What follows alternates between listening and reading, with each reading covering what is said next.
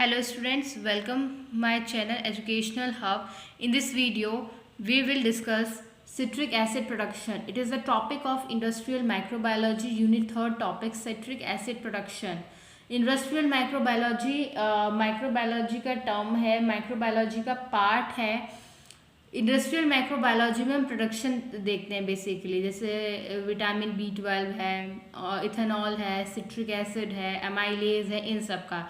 तो इस वीडियो में हम सिट्रिक एसिड प्रोडक्शन करेंगे. इंडस्ट्रियल माइक्रोबायोलॉजी की वीडियो है. Okay, got it. Now citric acid, what is citric acid? You all know citric acid is a weak organic acid. What citric acid is a weak organic acid. General formula C6H8O7. इसका जो general formula होता है वो C6H8O7 होता है.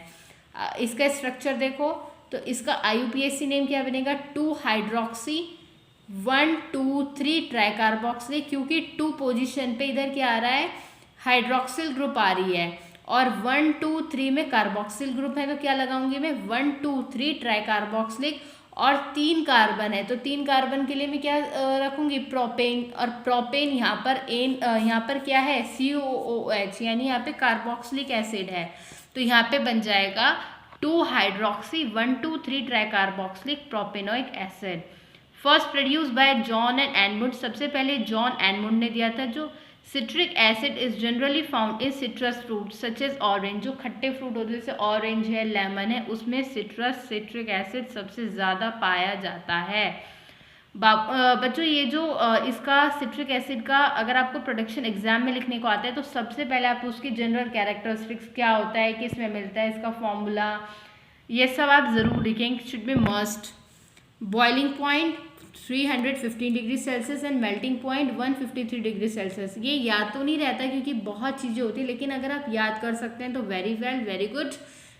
नहीं तो अगर आप एक भी रख सकते हैं बहुत है, इतना नहीं लेना. जनरल कैरेक्टरिस्टिक जो मैंने ऊपर 2-3 बातें बताई वो ज़रूर करिएगा अगर एग्जाम में आता है. ये क्वेश्चन पूरा 15 मार्क्स में आता है ना. Uses of citric acid. Citric acid weak organic acid है.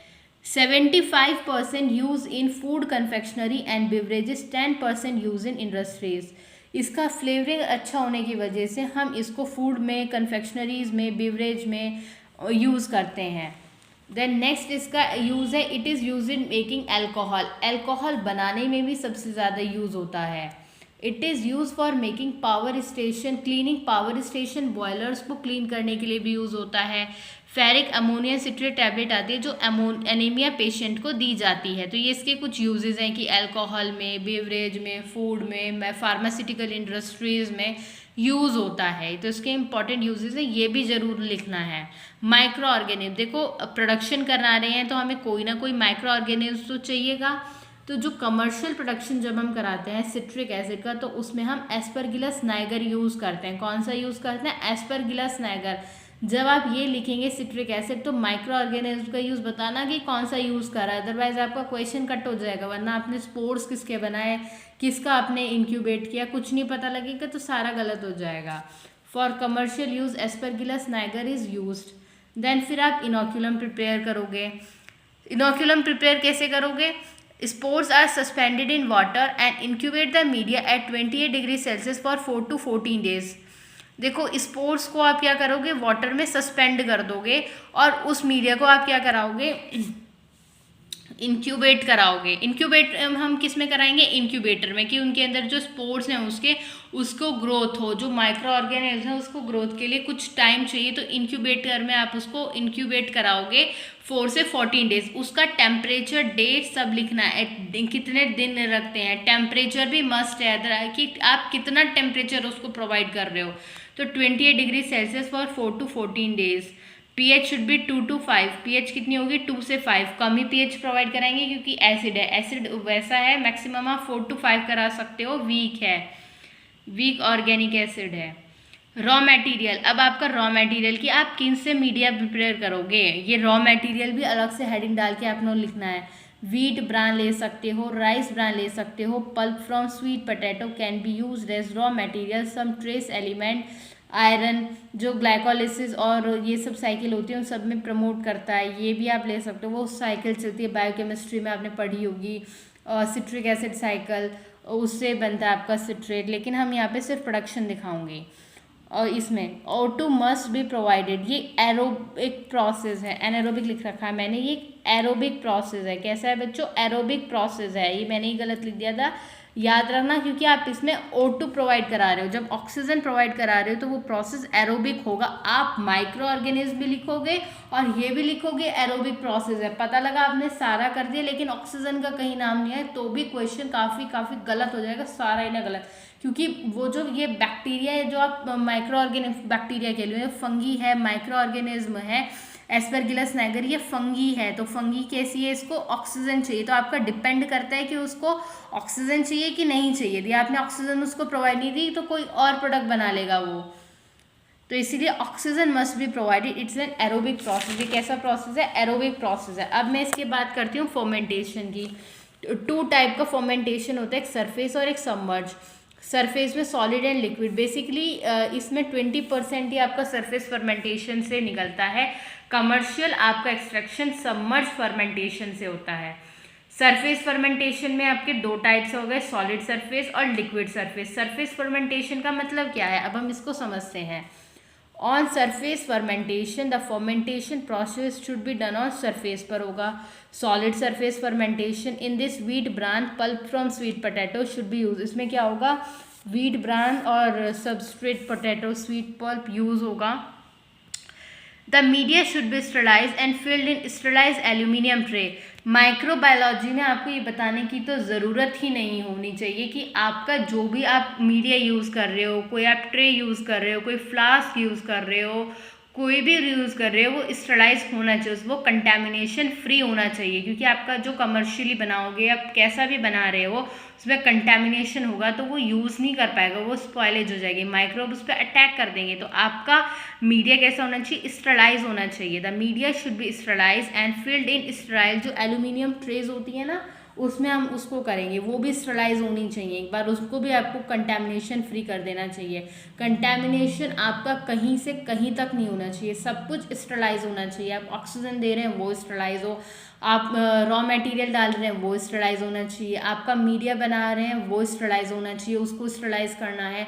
आप एल्यूमिनियम ट्रे में जिसमें आप पोरिंग करोगे वो आपका स्टरलाइज होना चाहिए। तो ये तो ध्यान रखना चाहिए कि माइक्रोबायोलॉजी में सब चीज़ स्टरलाइज होनी चाहिए।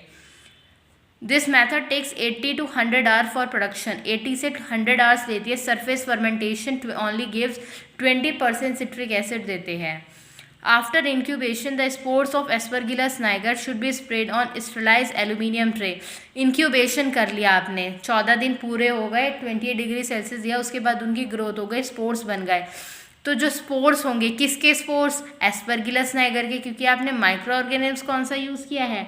Aspergillus Niger. तो आपको स्टरलाइज एल्यूमिनियम ट्रे में स्प्रे करना है। The layer of mycelium form 3 to 6 centimetre layer. जो आप देखोगे वो इतनी मोटी होगी, 3 से 6 सेंटीमीटर की थिक लेयर बनेगी, उसको आपने स्टरलाइज एल्यूमिनियम ट्रे में स्प्रे करना है सरफेस फर्मेंटेशन में। और आपने क्या लिया? Wheat bran, rice bran, pulp from sweet potato, ये आपका उसमें रॉ मटेरियल था।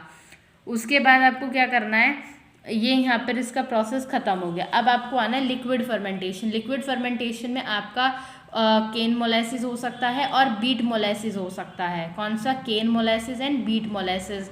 लिक्विड यूज़ कर रहे हो। और सॉलिड फर्मेंटेशन में बात करें, सॉलिड सरफेस में, तो आप उसमें सॉलिड सब्सट्रेट यूज़ करोगे।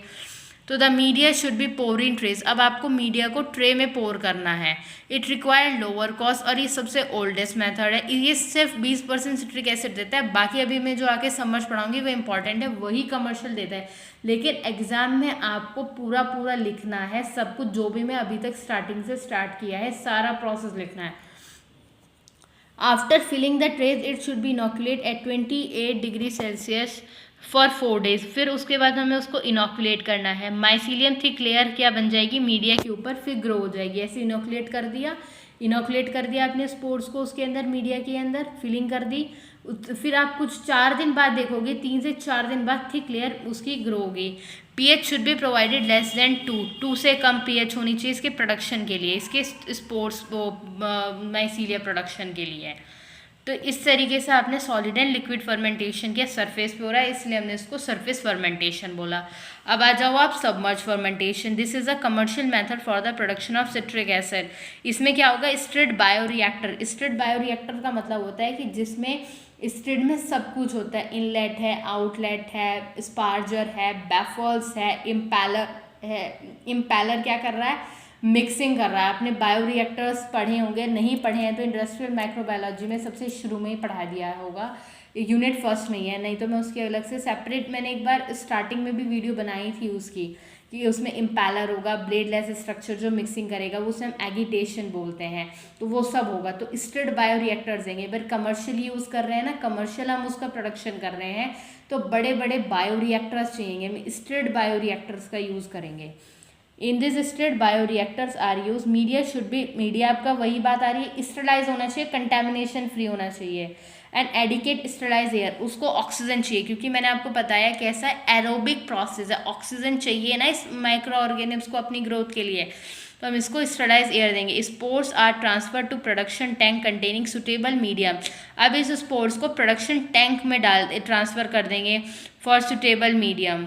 pH should be 4 to 5 should be provided, pH जो होगी वो 4 से 5, आपने स्पोर्स को ट्रांसफ़र कर दिया टैंक में, जो उसके स्पोर्स बनाए थे, जो आपने इनोकुलेट किया था, फिर आपके 4 दिन बाद देखा स्पोर्स बने।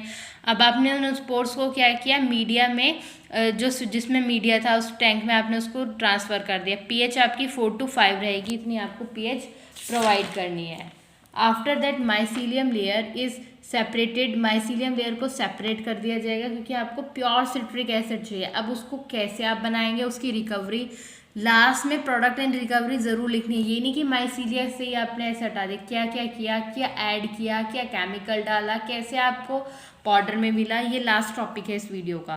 Product and recovery of citric acid, first lime is added to it, lime हम डालेंगे उसमें, एंड कैल्शियम सिट्रेट बना लेगा वो, लाइम डालेंगे, फिर हम उसमें H2SO4 ऐड करेंगे तो कैल्शियम सल्फेट बनेगा CaSO4, उसको फिल्टर करेंगे, ड्राई करेंगे, तो ड्राई करने के बाद हमें सिट्रिक एसिड मिलेगा। पहले आपने रॉ मटेरियल लिया, फिर मीडिया प्रिपेयर किया, फिर आपने मीडिया को स्टरलाइज किया, फिर आपने सॉलिड लिक्विड फर्मेंटेशन किया, उसके बाद अब आपने सबमर्ज फर्मेंटेशन किया, बड़े बड़े जो स्टिर्ड बायोरिएक्टर्स होते हैं उसमें दिया, क्योंकि कमर्शियल प्रोडक्शन करा रहे हैं। फिर आपने उसमें लाइम डाला, फिर H2SO4 डाला, कैल्शियम सल्फेट बना, उसके बाद आपने उसको कैटायन एनायन एक्सचेंज किया, फिर आपने उसको फिल्ट्रेट किया, ड्राइंग करी, स्क्रीनिंग करी, स्टोरेज करी, उसके बाद आपका ये प्रोडक्ट मिला लास्ट में citric acid in powder form.